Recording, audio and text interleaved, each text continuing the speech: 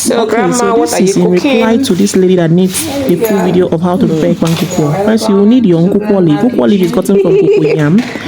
That cocoyam leaf, the fresh part of that leaf is what you call, the fresh part of that is what you take, you pluck out, then you now slice it in tiny bits. Then you need your cocoyam and water yam. Then you blend it together and mix it as you can see in the video. Then you have your isam, prep it with, as you can see on the video, with some salt and some seasoning cubes. Then add your pepper at the bottom of the pot. Then you now start molding. You start folding the blended cocoyam and water yam with that nkukwo leaf.